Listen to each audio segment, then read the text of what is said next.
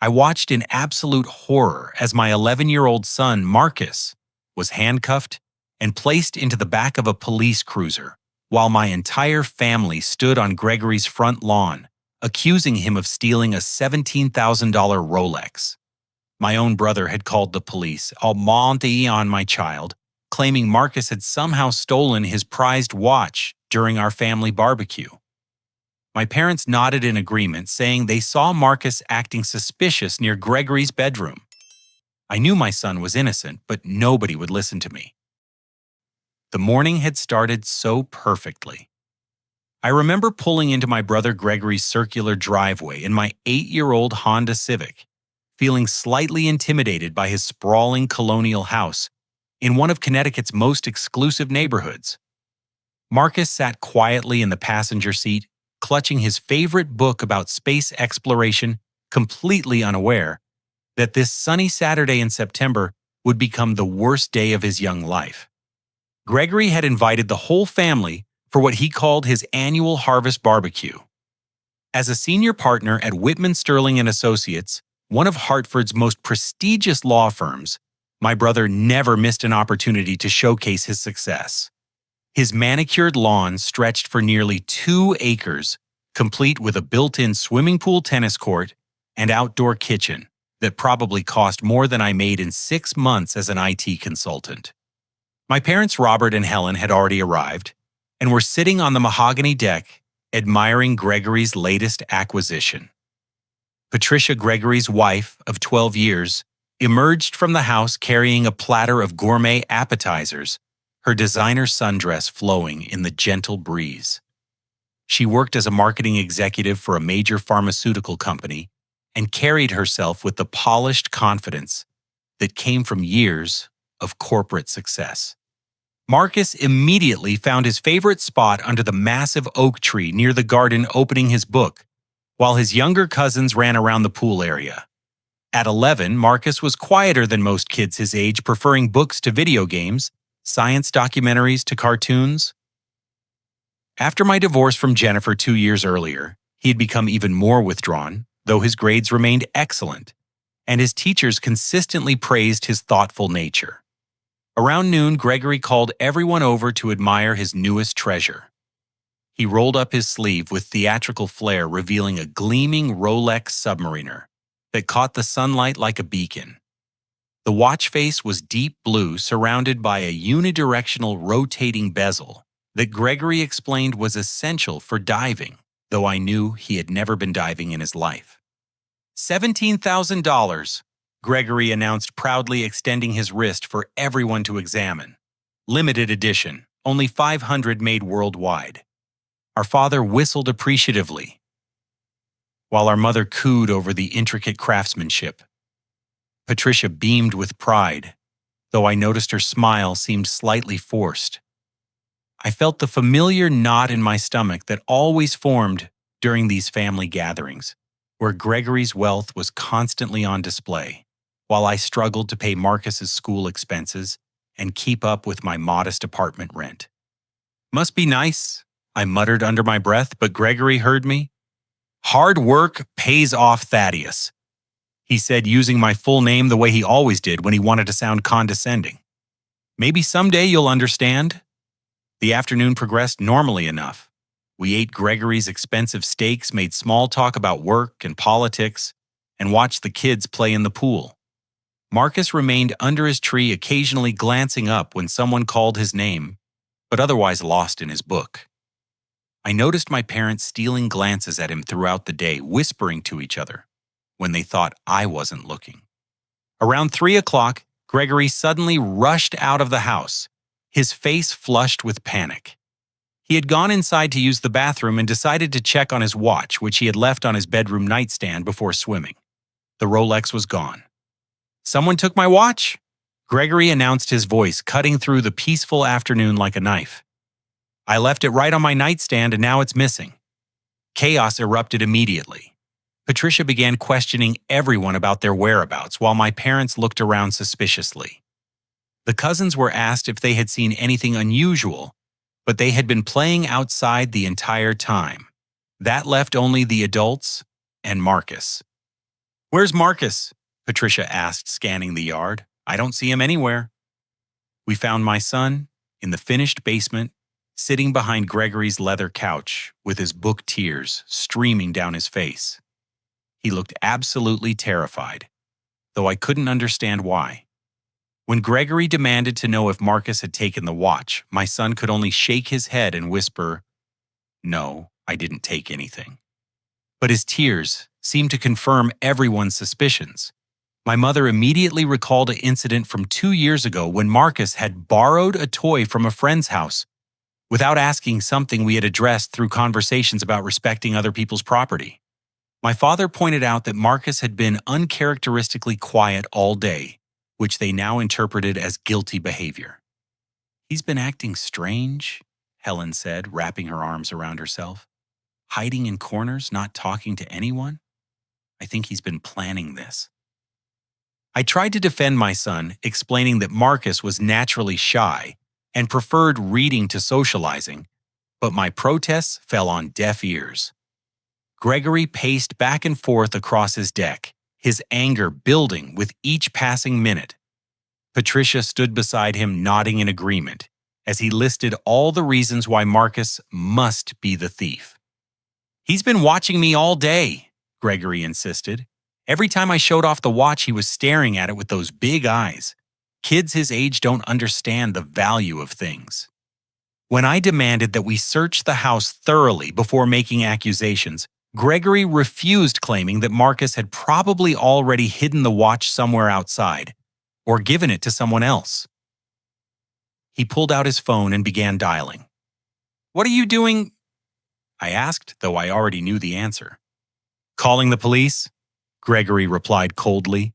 $17,000 isn't pocket change, Thaddeus. This is grand theft." I begged him to reconsider, suggesting we handle this as a family matter. But Gregory had already made up his mind. Within 20 minutes, 2 police officers arrived at the house. Officer Martinez, a middle-aged Hispanic man with kind eyes, and Officer Thompson, a younger white officer who looked barely out of the academy.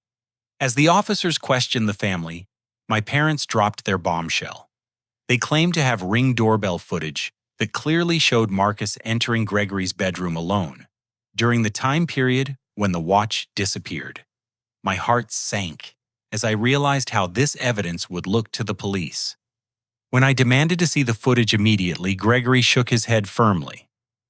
"This needs to be preserved as evidence," he said. "The police will review it properly."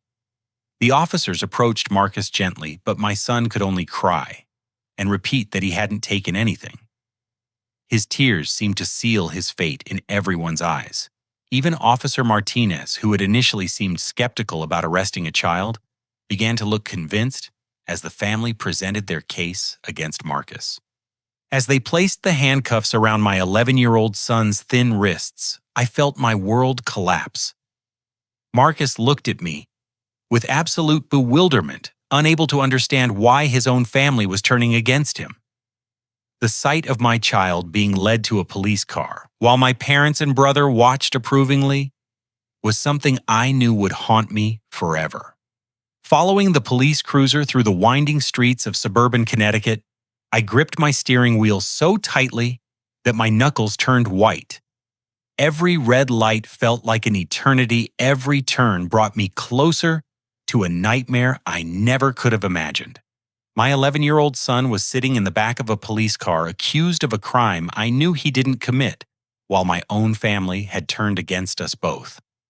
The police station was a modern brick building downtown, complete with glass doors and a parking lot filled with official vehicles. I watched helplessly as Officer Martinez gently guided Marcus through the entrance, my son's small frame dwarfed by the imposing surroundings. The booking process for a minor was different from what I had seen in movies, but it was still traumatizing to witness. Marcus was fingerprinted using a digital scanner, and his picture was taken from multiple angles for the system. Detective Sarah Collins was assigned to our case, a woman in her early 40s with graying brown hair and sharp green eyes that seemed to miss nothing. She had worked juvenile cases for over 15 years and carried herself with the quiet confidence that came from experience. When she pulled me aside for a private conversation in her cluttered office, I immediately sensed that something about this case bothered her. "Mr. Brennan, I have to be honest with you," Detective Collins said, gesturing for me to sit in one of the uncomfortable metal chairs across from her desk. "In my experience, 11-year-olds don't typically steal $17,000 watches. They take candy, small toys, maybe a video game. This doesn't fit the usual pattern." I explained the family dynamics to her, describing Gregory's constant need to display his wealth and my parents' tendency to favor their successful son over their struggling one. Detective Collins listened carefully, taking notes in a small spiral notebook that looked like it had seen years of use. "There's something else you should know." She continued, pulling a thick manila folder from her filing cabinet. "Your brother has filed multiple insurance claims over the past 18 months. A stolen laptop worth $3,000 vandalism to his BMW that required $8,000 in bodywork, and a burglary at his law office where several expensive items went missing." My stomach dropped as I processed this information. 3 separate incidents, all involving valuable items, all resulting in insurance payouts. The pattern was too convenient to be coincidental. "Are you saying Gregory staged those thefts?" I asked, though I already suspected the answer. "I'm saying it raises questions," Detective Collins replied carefully. "Insurance fraud is more common than people realize, especially among individuals facing financial pressure. But I need evidence, not just suspicion." While we talked, Marcus was being interviewed in a special room designed for juvenile cases, complete with child-friendly furniture and toys. A trained child advocate named Mrs. Rodriguez sat beside him throughout the process, ensuring that his rights were protected. Through the one-way glass, I could see my son's lips trembling as he maintained his innocence, his small voice barely audible through the intercom system. The interview was heartbreaking to witness. Marcus explained that he had spent most of the day reading under the oak tree, that he had helped me carry groceries from my car around the time the watch supposedly disappeared, and that he had never even been inside Uncle Gregory's bedroom. His story was consistent and believable, but without concrete evidence, it was his word against the entire family's. Patricia arrived at the station around 6 o'clock, still wearing her designer sundress, but now looking significantly less composed. She strode into the building with purpose, her high heels clicking against the linoleum floor as she approached Detective Collins. "I hope this teaches Marcus some consequences," Patricia said coldly, not even glancing in my direction. "Children need to learn that stealing has real repercussions. Maybe spending a few hours here will make him think twice before taking things that don't belong to him." Her callousness toward my son made my blood boil, but Detective Collins seemed equally disturbed by Patricia's attitude. The detective's expression hardened as she listened to Patricia's lecture about childhood discipline and responsibility. When Detective Collins finally showed me the Ring doorbell footage on her computer screen, I felt a surge of hope. The image was blurry and taken from a distance, showing only a small figure entering Gregory's bedroom. The timestamp read 2:47 p.m., but I clearly remembered that Marcus had been helping me carry grocery bags from my car at that exact time. "This doesn't prove anything," I told Detective Collins, pointing at the screen. "You can barely make out who that person is, and the timestamp is wrong." Marcus was with me at 2:47. Detective Collins made notes about the timing discrepancy, but explained that she needed more substantial evidence to challenge the family's accusations. The footage combined with the family's testimony created a circumstantial case that would be difficult to dismiss without additional proof. As the evening wore on, the reality of our situation became clear. Gregory was determined to press charges to the fullest extent of the law, refusing any offers of mediation or family resolution. He wanted Marcus prosecuted as an example, claiming that letting the theft slide would only encourage future criminal behavior. Marcus was finally released into my custody around 8 o'clock, pending further investigation. The ride home was silent except for the soft sound of my son's sniffling. As we pulled into our apartment complex parking lot, Marcus finally spoke. "Dad, why does Uncle Gregory hate me?" he asked, his voice small and confused. "I never did anything to him." I didn't have an answer that would make sense to an 11-year-old. How could I explain that sometimes adults make terrible choices, that families can turn against each other, that innocent people sometimes get caught in the crossfire of other people's problems? Instead, I just held my son close and promised him that everything would be okay, even though I had no idea how I was going to make that promise come true. The next morning arrived with a barrage of angry text messages from my parents that started before 7 a.m.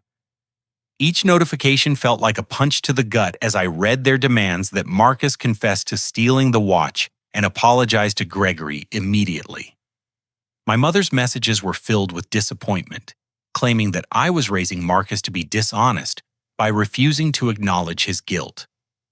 My father's texts were more direct, stating that the family's reputation was being damaged by my stubborn refusal to accept reality. By 8 a.m., Gregory had posted a carefully worded message on his LinkedIn profile about the importance of teaching children accountability and respect for other people's property.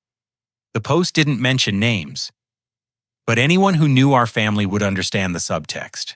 Within hours, dozens of his professional contacts had liked and commented on the post offering support and sharing their own stories about juvenile theft. I watched my nephew's reputation being destroyed in real time, orchestrated by his own uncle.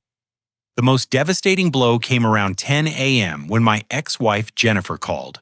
Her voice was ice cold as she informed me that she had heard about Marcus's arrest through mutual friends who had seen Gregory's social media post. She threatened to file for emergency custody, claiming that I was an unfit parent who couldn't protect our son from criminal influences. If Marcus has a criminal record, it will ruin his chances for college scholarships, everything, Jennifer said. I won't let you destroy his future because you're too proud to admit he made a mistake. I tried to explain that Marcus was innocent, that someone else had taken the watch, but Jennifer had already made up her mind. She gave me 24 hours to convince Marcus to confess, or she would petition the court for full custody. The thought of losing my son on top of everything else made me physically sick.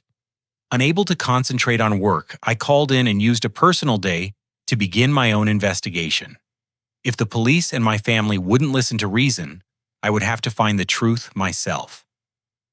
I started by visiting Gregory's law firm, Whitman, Sterling and Associates, under the pretense of discussing Marcus's case and potential legal representation. The firm occupied 3 floors of a gleaming glass tower in downtown Hartford, with marble floors, expensive artwork, and floor-to-ceiling windows that offered panoramic views of the Connecticut River. The receptionist, a young woman named Monica, with bright red hair and a friendly smile, greeted me warmly when I mentioned that I was Gregory's brother. "Mr. Brennan has been so stressed lately," Monica confided, as she led me to the reception area. "All those late nights working on partnership issues. I hope everything works out with the Vincent situation." My ears perked up at the mention of Vincent, though I tried to keep my expression neutral. Monica continued chatting as she prepared visitor badges, mentioning that Vincent Hartwell, Gregory's business partner, had been working unusual hours and seemed nervous whenever anyone asked about the firm's finances. Through careful questioning, I learned that Gregory had recently taken a significant loan against his house, something that seemed odd given his apparent wealth. Monica also mentioned that several clients had been asking questions about billing discrepancies, though she didn't have specific details. After leaving the law firm, I spent the afternoon at the public library researching Vincent Hartwell and Gregory's business dealings through public records and online databases. What I discovered painted a troubling picture of financial instability, hidden behind a facade of success. Public records showed that Gregory had refinanced his house twice in the past year, each time taking out larger amounts of equity. His credit report, which I accessed through a legitimate background check service, revealed several missed payments on credit cards and a pattern of borrowing that suggested serious cash flow problems. The most damning evidence came from the Connecticut Bar Association's disciplinary records, which showed that Vincent Hartwell was under investigation for mishandling client funds. The investigation had been ongoing for 6 months, and if Vincent was found guilty of embezzlement, it would destroy the law firm's reputation and potentially make Gregory liable for his partner's crimes. That evening, I decided to confront my parents directly. I drove to their modest ranch house in West Hartford, the same house where Gregory and I had grown up. The neighborhood was middle class and comfortable, though nowhere near as exclusive as Gregory's current address. My parents had worked hard their entire lives, my father as a bank manager and my mother as an elementary school teacher, and they had always been proud of both their sons' achievements. I found them sitting in their living room, watching the evening news with grim expressions. Family photos covered every surface, including several recent pictures of Gregory receiving awards and recognition from various legal organizations. Noticeably absent were any recent photos of Marcus and me. We need to talk about what happened yesterday.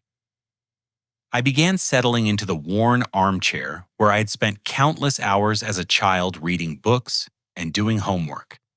My mother's eyes immediately filled with tears. "Thaddeus, we don't want to believe that Marcus would steal, but the evidence is overwhelming. That poor watch was worth more than most people make in months. The evidence is circumstantial at best," I replied, pulling out printed copies of the timeline I had constructed. Marcus was helping me carry groceries from the car when that footage was supposedly taken. He couldn't have been in 2 places at once. My father dismissed my timeline with a wave of his hand. "Children can be sneaky, Thaddeus. Maybe he ran inside quickly while you weren't watching. The important thing is that he learns from this mistake before it's too late." Their unwillingness to even consider Marcus's innocence was heartbreaking, but I pressed on explaining what I had learned about Gregory's financial troubles and Vincent's investigation. My parents listened politely, but remained unconvinced. "Gregory works hard for everything he has," my mother said defensively. "Just because he's successful doesn't mean he's dishonest. You've always been jealous of your brother's achievements." The conversation was going nowhere when my phone rang. Detective Collins' number appeared on the screen, and I answered immediately, hoping for good news about the investigation. "Mr. Brennan, I thought you should know that Vincent Hartwell was arrested this afternoon," Detective Collins said. "He's been charged with embezzling over $200,000 from client accounts. This might be relevant to your brother's case." As I hung up the phone, I realized that Gregory's motive for framing Marcus had just become crystal clear. With Vincent's arrest, Gregory's law firm was facing financial ruin. The insurance money from a stolen Rolex wouldn't solve all his problems, but it would provide enough cash flow to buy time while he figured out how to save his career. My parents watched my face change as I processed this information, but they still refused to accept what it meant. Even when I explained the connection between Vincent's embezzlement and Gregory's sudden need for insurance money, they insisted that I was grasping at straws to protect my son. "You're seeing conspiracies where none exist," my father said firmly. "Sometimes the simplest explanation is the correct one. Marcus took the watch, and now he needs to face the consequences." I left my parents' house that night knowing that I was truly alone in this fight. My own family had chosen to sacrifice my innocent son to protect Gregory's reputation and their image of family success. But Detective Collins' phone call had given me hope that the truth would eventually come to light, even if I had to uncover it myself. The next morning, I made a decision that would change everything. Using money from my emergency savings account, I hired Austin Blake, a retired police detective who now worked as a private investigator. Austin had spent 25 years with the Hartford Police Department before retiring early to start his own practice, and Detective Collins had quietly recommended him when I mentioned that I needed professional help clearing Marcus's name. Austin was a tall, lean man in his mid-50s with gray hair and the kind of observational skills that came from decades of police work. His office was located above a sandwich shop in downtown Hartford, furnished with metal filing cabinets, a cluttered desk, and walls covered with certificates and commendations from his law enforcement career. "First thing we need to do is examine your brother's insurance history more thoroughly," Austin said, opening a fresh case file with Marcus's name on the tab. "Detective Collins gave me the basics, but I want to dig deeper into the timing and circumstances of each claim." Over the next 3 days, Austin's investigation revealed a pattern of suspicious behavior that went back even further than the police had discovered. Gregory had filed 7 insurance claims over the past 3 years, each involving valuable items that were either stolen or damaged under questionable circumstances. The total payout exceeded $45,000, a significant amount that would have helped cover his mounting debts. Austin also conducted interviews with Gregory's neighbors, posing as a survey researcher studying home security systems. What he learned was disturbing. 3 different neighbors had seen Gregory visiting pawn shops in towns outside of Hartford, carrying small bags and leaving with cash. One neighbor, an elderly woman named Mrs. Chen, who lived across the street, had actually seen Gregory at a pawn shop in New Haven, where she was selling her late husband's jewelry. Meanwhile, Marcus was struggling to cope with the trauma of his arrest and the ongoing family crisis. His grades began slipping at school, and he started having nightmares about being handcuffed and taken away from me. The school counselor, Ms. Patterson, called to express concern about Marcus's declining behavior and suggested that he might benefit from professional therapy to deal with the stress.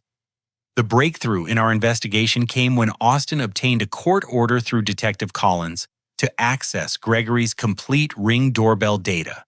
The original footage that Gregory had shown to police represented only a small portion of the camera's recordings, and Austin suspected that crucial evidence had been deliberately omitted. Working with Derek Wu, a digital forensics expert who specialized in video analysis, Austin examined every frame of footage from Gregory's security system during the relevant time period. Derek was a soft-spoken man in his 30s who worked out of a converted garage filled with high-end computer equipment and monitors displaying endless streams of data. Derek's analysis revealed something shocking. The Ring doorbell footage had been edited using basic video editing software with several frames deleted and the timestamp artificially altered. When Derek reconstructed the original footage, a completely different story emerged. The unedited video showed Patricia entering Gregory's bedroom at 2:39 p.m., exactly 8 minutes before the timestamp on the edited version. She remained inside for approximately 4 minutes, long enough to take the watch from the nightstand and conceal it in her purse. When she emerged from the bedroom, her body language showed clear signs of nervousness and guilt. Most importantly, the deleted frames showed Patricia placing a rectangular object into her designer handbag, an object that was clearly the size and shape of a watch box. Gregory had edited out these crucial moments before presenting the footage to police, creating the false impression that Marcus had been the intruder. "This is smoking gun evidence," Austin said as we reviewed Derek's findings. "Not only does this prove Marcus is innocent, it shows that Gregory and Patricia conspired to frame him. This is criminal conspiracy, obstruction of justice, and filing a false police report." But Austin's investigation revealed an even darker motive. Through his contacts in the financial industry, Austin discovered that Patricia had opened a secret bank account 3 months earlier, separate from her joint accounts with Gregory. Deposits and withdrawals from this account showed a pattern consistent with gambling addiction, with large cash deposits, followed by immediate withdrawals to online gaming sites and Las Vegas casinos. Further investigation revealed that Patricia owed money to private lenders who specialized in gambling debts, dangerous people who didn't accept excuses or payment plans. She had taken the Rolex to sell for quick cash, but Gregory had discovered the theft before she could complete the transaction. Rather than admit his wife's gambling problem or report her theft to police, Gregory had made a calculated decision to frame Marcus instead. By claiming the watch was stolen by my son, Gregory could collect the insurance money while protecting Patricia's reputation and their marriage. I presented all of this evidence to Detective Collins, who reviewed Derek's video analysis with her own technical experts. The police department's computer crimes unit confirmed that the ring footage had been deliberately manipulated, and the deleted frames clearly showed Patricia taking the watch. Detective Collins agreed to set up a sting operation to catch Gregory and Patricia in their lies. The plan was simple but risky. I would wear a hidden recording device and confront Gregory with our evidence, hoping to get him to admit his role in framing Marcus. If Gregory confessed to the conspiracy, we would have everything we needed to clear my son's name and prosecute the real criminals. And this is dangerous, Detective Collins warned me as we prepared for the sting operation. If Gregory realizes he's being recorded, he might become violent or simply refuse to say anything incriminating. You need to be prepared for any outcome. But I was ready to take any risk necessary to protect my son. Marcus had been living under a cloud of suspicion for over a week, and his mental health was deteriorating with each passing day. I couldn't let my child suffer any longer for crimes he didn't commit, especially when I now had proof of who the real criminals were. The sting was scheduled for the following evening at Giuseppe's, a family restaurant where Gregory often took clients for business dinners. The familiar environment would make him feel comfortable and less likely to suspect that he was walking into a trap. Everything was in place for the confrontation that would finally reveal the truth and clear my innocent son's name. Giuseppe's Italian restaurant was the perfect setting for our carefully orchestrated trap. Located in downtown Hartford's historic district, the restaurant featured dim lighting, red checkered tablecloths, and private booths that would allow our conversation to proceed without interruption. Detective Collins had positioned undercover officers at nearby tables, while Austin Blake monitored the situation from the bar area, ready to intervene if things went wrong. I arrived 30 minutes early, my hands trembling as the restaurant's hostess led me to a corner booth. The hidden recording device taped to my chest felt obvious and uncomfortable, though Detective Collins had assured me that it was virtually undetectable under my button-down shirt. I ordered a coffee I didn't want and tried to calm my nerves by reviewing the strategy we had discussed. The plan was straightforward, but required precise execution. I would present Gregory with the evidence of Patricia's theft, gradually watching his reactions and giving him multiple opportunities to confess. If he maintained his innocence or tried to deflect blame, I would reveal the edited ring footage and force him to explain the discrepancies. The goal was to get Gregory talking, to capture his admission that Marcus was innocent and that he had deliberately framed my son. Gregory arrived exactly on time, striding into the restaurant with his usual confidence. He wore an expensive charcoal gray suit that probably cost more than my monthly rent, and his newly purchased replacement, Rolex, gleamed under the restaurant's soft lighting. His smile was warm and fraternal as he slid into the booth across from me, completely unaware that his world was about to collapse. "Thaddeus, thanks for calling," Gregory said, settling back in his seat. "I was hoping we could work this out as a family. This whole situation with Marcus has been tearing me apart." His apparent sincerity might have fooled me a week ago, but now I could see the calculated performance behind his concerned expression. Gregory was a trial lawyer, skilled at presenting whatever version of himself would be most persuasive to his audience. "I've been doing some research." I began carefully watching his face for any signs of nervousness. "There are some inconsistencies in the timeline that I think you should know about."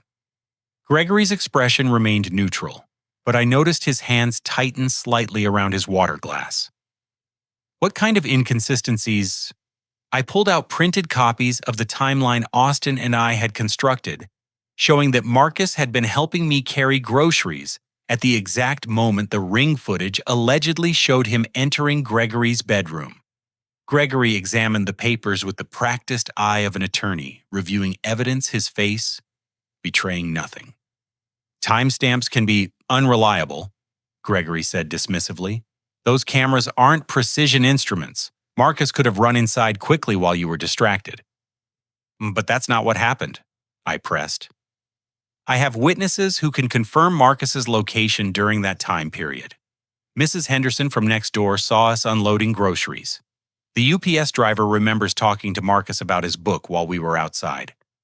For the first time, I saw a flicker of uncertainty in Gregory's eyes. He had built his case around the ring footage, never expecting that I would be able to establish such a solid alibi for Marcus.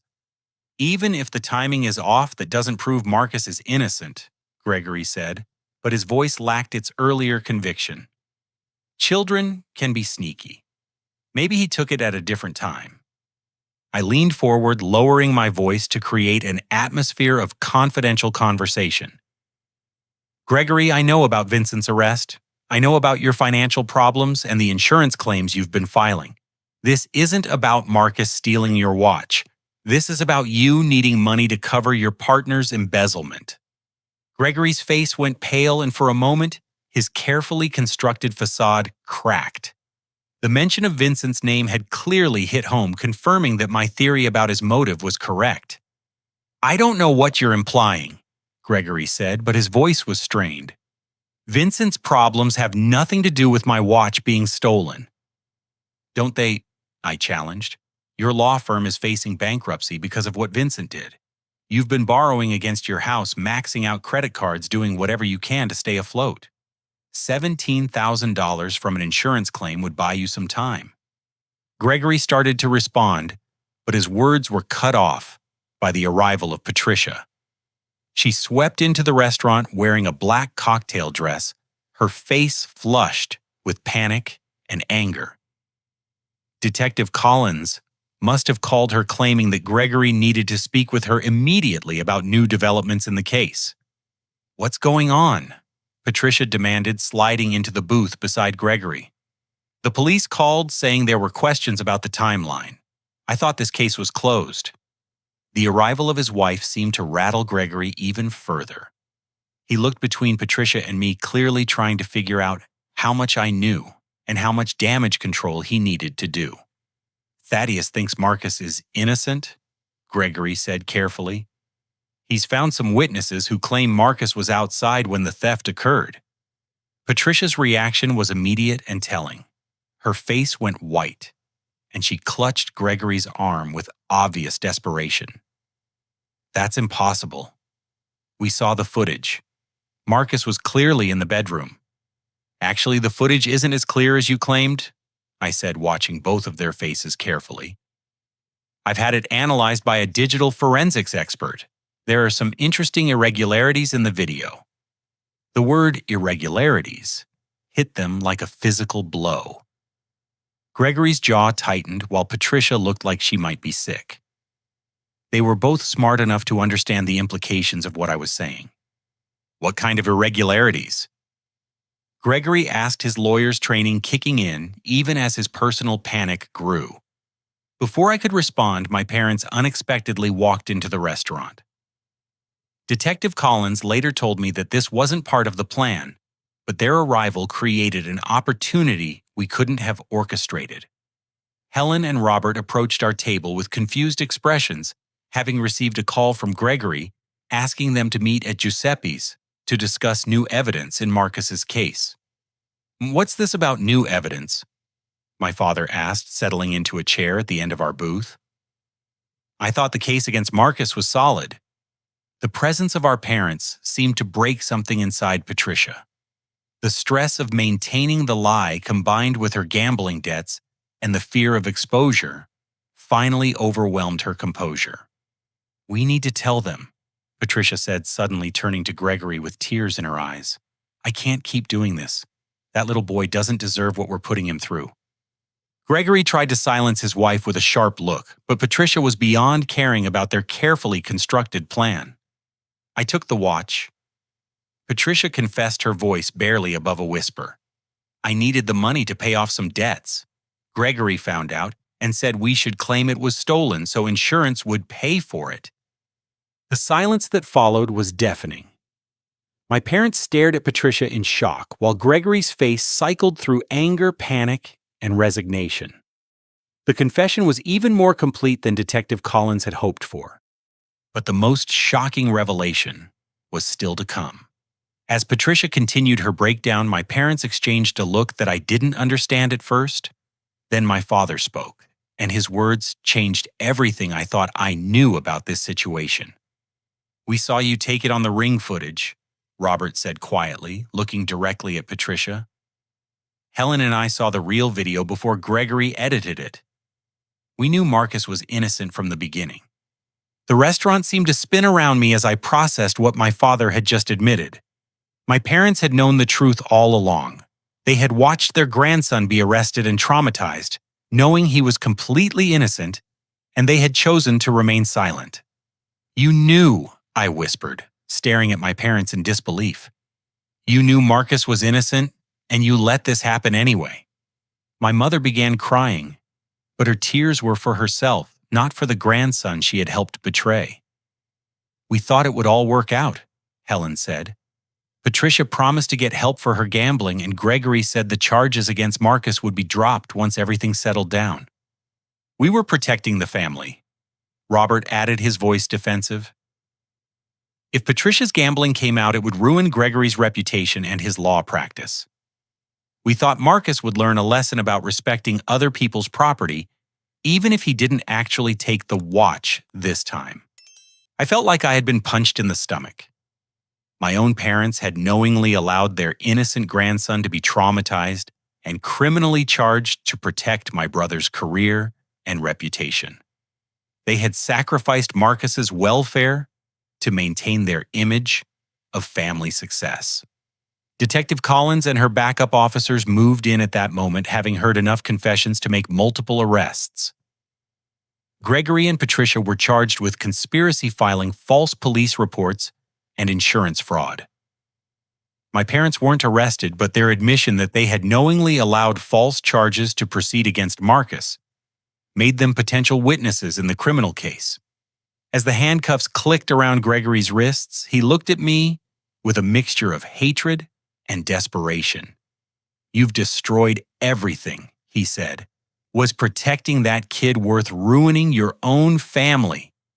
I thought about Marcus at home, probably doing homework, or reading one of his science books, still carrying the trauma of being arrested and accused by his own relatives. Then I looked at my brother, who had been willing to destroy an innocent child to save his own skin. "Yes," I said simply, "it was worth everything." The arrest of Gregory and Patricia sent shockwaves through Hartford's legal and business communities. Within hours of their booking, news of the false accusations against Marcus had spread through social media and local news outlets. The story of a successful lawyer and his marketing executive wife framing an innocent 11-year-old boy captured public attention in ways that made me both grateful and uncomfortable. Channel 3 News ran the story as their lead segment that evening, with reporter Jennifer Walsh standing outside the police station as she described the elaborate conspiracy. The visual of Gregory and Patricia being led away in handcuffs, contrasted with school photos of Marcus looking young and innocent, created a powerful narrative that resonated with viewers across Connecticut. "Tonight, a shocking case of family betrayal rocks the Hartford legal community," Walsh announced to her television audience. Gregory Brennan, a senior partner at the prestigious law firm Whitman Sterling and Associates, has been arrested for falsely accusing his 11-year-old nephew of stealing a $17,000 Rolex watch. The law firm's response was swift and brutal. By the next morning, Gregory's nameplate had been removed from his office door, his access cards were deactivated, and a terse statement was issued, announcing his immediate suspension pending investigation. The firm's managing partners, who had built their reputation on integrity and ethical practice, couldn't afford to be associated with someone who would frame a child for personal gain. I played a strategic role in Gregory's professional destruction, though I took no pleasure in it. Using Austin Blake's investigation findings, I contacted the firm's managing partners directly and provided them with detailed evidence of Gregory's insurance fraud pattern and his conspiracy to frame Marcus. The partners were horrified to learn that their colleague had been filing fraudulent claims while representing their firm, and they immediately began investigating his client accounts for other potential ethical violations. The Connecticut Bar Association launched their own investigation within days, and Gregory's law license was suspended pending the outcome of criminal proceedings. His clients began demanding new representation, and several high-profile cases he had been handling were reassigned to other attorneys. The professional reputation he had spent 15 years building was destroyed in a matter of weeks. Patricia's downfall was equally complete. Her marketing firm Stratton and Associates fired her immediately upon learning of her arrest. The pharmaceutical clients she had managed couldn't afford to be associated with someone involved in criminal fraud, and her career in corporate marketing was effectively over. Her gambling debts, which had started this entire crisis, remained unpaid, adding financial ruin to her legal troubles. The civil lawsuit I filed against Gregory and Patricia was handled by Rebecca Martinez, a family law attorney who specialized in cases involving child welfare. Rebecca was a formidable advocate who had heard about our case through news coverage and offered to represent us pro bono because she was outraged by what had been done to Marcus. "What they did to your son goes beyond criminal behavior," Rebecca told me during our first meeting. "This was psychological abuse of a child, deliberate infliction of emotional distress, and destruction of family relationships. The civil damages should reflect the severity of their actions." The lawsuit sought compensation for Marcus's therapy costs, the damage to his reputation and emotional well-being, my legal expenses, and punitive damages for the deliberate nature of their actions. Rebecca also included claims for defamation based on Gregory's social media posts and public statements about Marcus's alleged theft. Meanwhile, Austin Blake's investigation had uncovered the full extent of Patricia's gambling addiction and Gregory's financial problems. Patricia had accumulated over $60,000 in gambling debts to online casinos and private lenders, while Gregory's law firm partnership was worth significantly less than anyone realized due to Vincent Hartwell's embezzlement. The recovered Rolex became a crucial piece of evidence in the criminal case. Working with Detective Collins, Austin traced the watch to a pawn shop in New Haven, where Patricia had attempted to sell it the day before the family barbecue. The pawn shop owner, Tommy Chen, remembered Patricia clearly because she had seemed nervous and had accepted far less than the watch's actual value. She said it was her husband's watch and that she needed quick cash for a family emergency, Tommy Chen told investigators. She took $8,000 for it, which was way below market value. Most people would have negotiated for more. The discovery that Patricia had already sold the watch before framing Marcus added another layer of cruelty to their crime.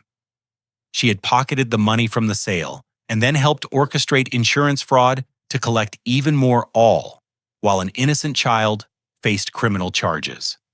Local newspapers picked up the story and ran feature articles about false accusations against children and the importance of thorough police investigations. I found myself interviewed by several reporters, though I tried to keep the focus on protecting wrongly accused juveniles rather than on my family's betrayal. Detective Collins used our case as a training example for her department, demonstrating how family dynamics and financial pressure could lead to false accusations. She also implemented new protocols for investigating theft cases, involving children requiring additional verification of evidence and careful examination of accusers' motives. The court proceedings moved quickly due to the overwhelming evidence against Gregory and Patricia. Both ultimately accepted plea bargains rather than face trial, with Gregory sentenced to 18 months in prison and Patricia receiving 12 months plus mandatory gambling addiction treatment. They were also ordered to pay full restitution for legal costs and damages to Marcus. My parents' role in the conspiracy wasn't criminal, but the moral damage to our family relationships was severe. Their admission that they had knowingly allowed Marcus to be falsely accused created a rift that would take years to heal, if it ever could be healed at all. 6 months after Gregory's arrest, I received a letter from him in prison. Written on standard institutional stationery, the letter was a mixture of self-pity and attempts at justification.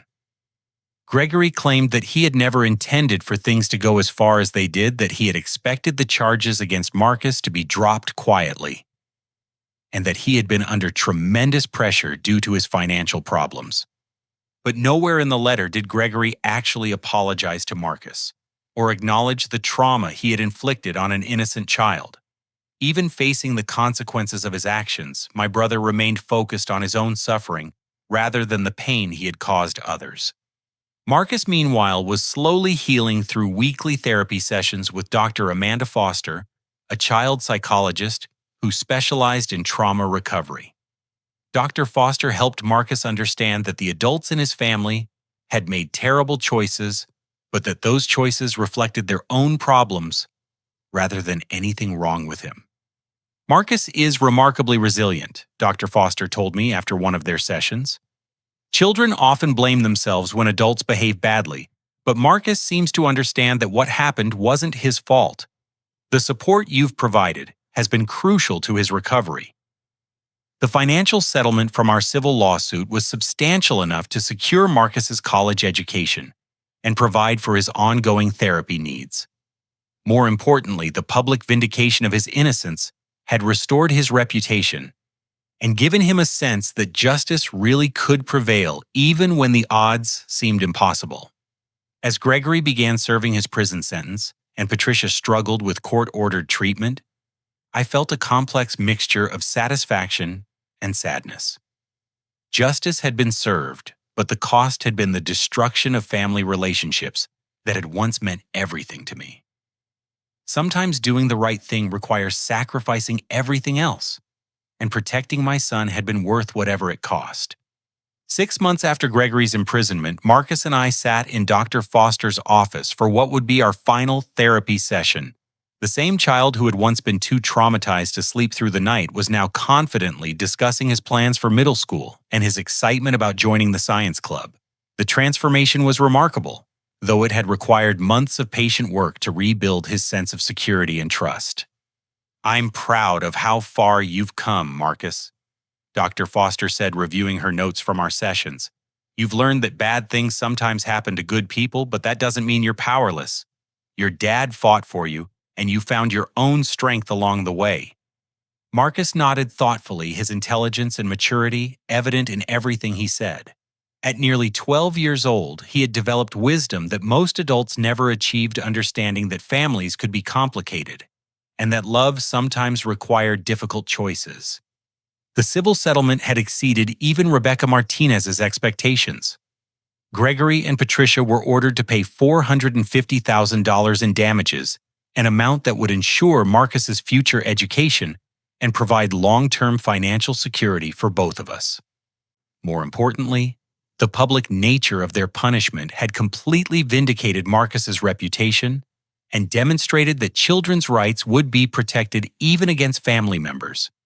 Gregory's professional destruction was absolute and irreversible.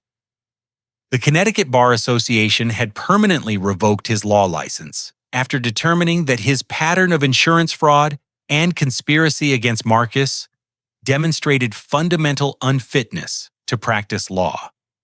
His former law firm had changed its name to distance itself from the scandal, and several of his previous cases were being reviewed for possible ethical violations. I learned through mutual acquaintances that Gregory was working at a retail electronics store after his release from prison, earning slightly above minimum wage, and living in a small apartment across town. His marriage to Patricia had ended in divorce during his incarceration, and he had lost his house to foreclosure when he could no longer make payments on his multiple loans.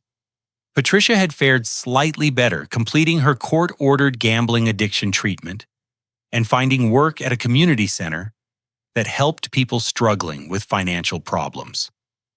Ironically, her personal experience with the consequences of gambling addiction made her effective at counseling others facing similar challenges. She had written Marcus a letter apologizing for her role in his false accusation, though she never attempted to contact him directly. My relationship with my parents remained strained but was slowly improving. Helen and Robert had begun attending family counseling sessions where they were forced to confront their decision to prioritize Gregory's reputation over Marcus's welfare. The process was painful for all of us, but it had led to some genuine acknowledgement of their mistakes. "We were wrong," my father admitted during one particularly difficult session. "We convinced ourselves that protecting Gregory was protecting the whole family, but we were really just protecting ourselves from embarrassment. Marcus deserved better from his grandparents." My mother's journey toward accountability was more complicated, involving layers of guilt and defensive justification that took months to work through. But she eventually reached a point where she could apologize to Marcus, directly acknowledging that her choices had been selfish and harmful. The reconciliation process was gradual and careful, with supervised visits that allowed Marcus to rebuild trust with his grandparents at his own pace. Dr. Foster helped facilitate these interactions, ensuring that Marcus felt safe and supported throughout the process. Marcus himself showed remarkable forgiveness, though he maintained clear boundaries about what he would and wouldn't accept from family members. He was willing to have a relationship with his grandparents, but only if they consistently demonstrated that his well-being was their priority. Detective Collins had become something of a friend to our family, checking in periodically to see how Marcus was adjusting and using our case as an example in her training programs. She had implemented new protocols for investigating family theft allegations requiring additional verification when children were accused by adult relatives. "Your case changed how we approach these investigations," Detective Collins told me during one of our conversations. "We're much more careful now about examining accusers' motives and verifying evidence independently. No child should go through what Marcus experienced." The broader impact of our story extended beyond law enforcement training. Several advocacy organizations had contacted me about speaking at conferences about protecting children from false accusations and the importance of thorough investigations. I had accepted several of these invitations, finding purpose in using our traumatic experience to help prevent similar situations. Marcus had also found ways to turn his experience into something positive. He joined a youth advocacy group that worked with children who had been wrongly accused of various offenses, sharing his story and offering support to other kids facing similar challenges. His ability to articulate what he had experienced, combined with his natural empathy, made him effective at helping other children understand that they weren't alone. One of the most meaningful moments in our recovery came when Marcus decided to write thank you letters to everyone who had helped clear his name. His letter to Austin Blake was particularly touching, expressing gratitude not just for the investigation work, but for believing in his innocence when his own family had abandoned him. Austin had framed Marcus's letter and hung it in his office, telling me that it reminded him why he had chosen to work as a private investigator. "Cases like this make all the difficult work worthwhile," Austin said. "Protecting innocent people, especially children, is what law enforcement should be about." As we left Dr. Foster's office for the final time, Marcus asked me a question that demonstrated how much he had grown through this ordeal. "Dad, do you think Uncle Gregory will ever understand what he did wrong?" Marcus asked as we walked to our car. I considered his question carefully, wanting to give him an honest answer that acknowledged the complexity of human nature without destroying his faith in the possibility of redemption. "I think Gregory understands that he broke the law and hurt people," I replied.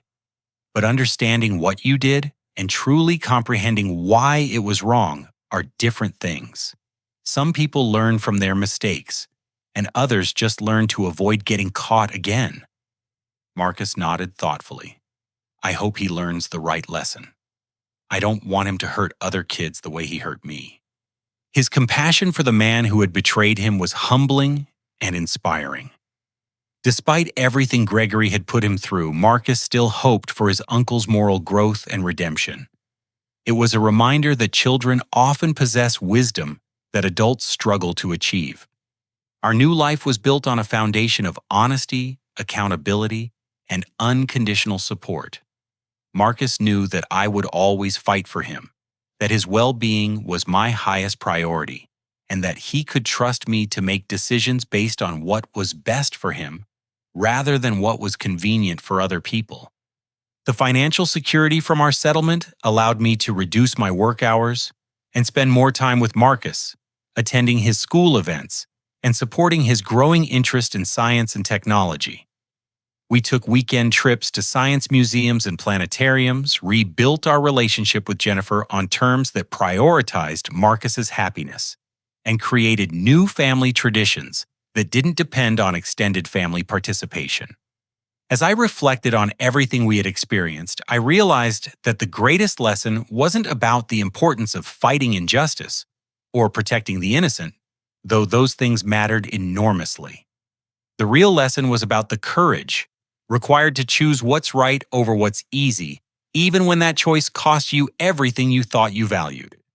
Sometimes protecting the people you love means destroying the relationships you thought you needed. Sometimes justice requires sacrifice. And sometimes the hardest fight is the one you wage against your own family when they've chosen the wrong side of truth. Marcus had learned that adults could make terrible mistakes, but also that some adults would risk everything to protect children from those mistakes. He had seen both the worst and best of human nature, and somehow emerged with his faith in goodness intact. The watch that had started this nightmare was eventually returned to us as evidence, though we decided to donate it to charity rather than keep it as a reminder of our trauma. The $17,000 it raised went to a fund that provided legal assistance to wrongly accused juveniles, thus turning the symbol of our family's betrayal into something that could help other children facing similar challenges. Our story had become larger than just our personal experience. It had highlighted flaws in how family theft allegations were investigated, demonstrated the importance of thorough evidence examination, and shown that children's rights must be protected even when the accusations come from trusted family members.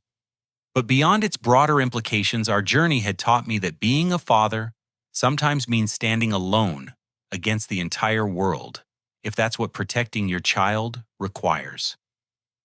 Marcus's innocence had been worth fighting for, regardless of the cost, and his recovery had validated every sacrifice we had made along the way. As we drove home from Dr. Foster's office, Marcus was already making plans for the future, talking about science camp and his hopes of studying astronomy in college. The child who had once been too scared to sleep alone was now confident enough to dream big dreams and work toward ambitious goals. If you've ever faced a situation where you had to choose between family loyalty and doing what's right, what did you choose? And how did it turn out? Share your story in the comments below. And don't forget to like this video if it helped you think differently about family relationships and protecting children. Subscribe for more stories about standing up for what's right even when it's difficult. And please share this with anyone who might need to hear that sometimes fighting for justice requires sacrificing everything else. Thank you for listening to our story. And remember that protecting the innocent is always worth whatever it costs.